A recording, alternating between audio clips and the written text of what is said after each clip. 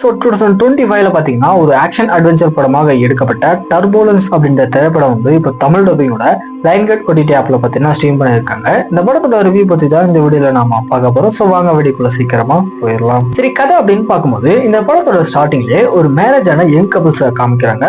So இவங்களோட வெக்கேஷனை enjoy பண்ணலாம் அப்படின்னு சொல்லிட்டு ஹாட் ஏர் பலூன் அப்படின்னு சொல்லக்கூடிய ஒரு பலூன்ல அட்வென்ச்சருக்காக இவங்க 2 பேரும் போறாங்க. அப்ப யாருன்னே தெரியாத ஒரு லேடி நானுமே இவங்க கூட வரேன் அப்படின்ற மாதிரி சொல்லி மொத்தமா ஒரு 4 பேர் பாத்தீங்கன்னா அந்த பலூன்ல வந்துட்டு மேல போக ஆரம்பிக்கிறாங்க. சோ இவங்க மேல போயிட்டே இருக்கும்போது ஒரு இடத்துல என்னமான ஒரு ப்ராப்ளம் வருது, அதை எப்படி இவங்க ஃபேஸ் பண்றாங்க, கடைசியா யார் அதுல இருந்து உயிரோடு வந்தாங்க அப்படின்றதுதான் இந்த படத்தோட ஆன்லைன் ஸ்டோரியா இருக்கு. சிம்பிளா சொல்லணும் அப்படின்னா படத்துல இவங்க அந்த ஹேர் பலூனை காமிச்ச விதம் எல்லாமே வந்துட்டு நல்லா இருந்துச்சு பாக்குறதுக்கு.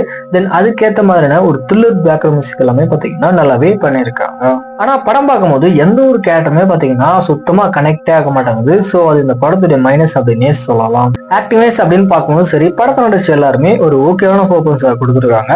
ஓவராலா பாத்தீங்க அப்படின்னா ஒரு ஆவரேஜ் டு வாட்ச் தான். தென் படத்தோட கிளைமேக்ஸ் பாத்தீங்கன்னா கொஞ்சம் மொக்கையா தான் முடிச்சிருக்காங்க. அதுக்கேற்ற மாதிரி பிளான் பண்ணிக்கோங்க. ஃபைனலா வந்துட்டு இந்த படம் பாத்தீங்கன்னா இப்போ தமிழ் டப்பிங்கோட வெளியே வந்திருக்கு. ஸோ செக் பண்ணி பார்த்துக்கோங்க.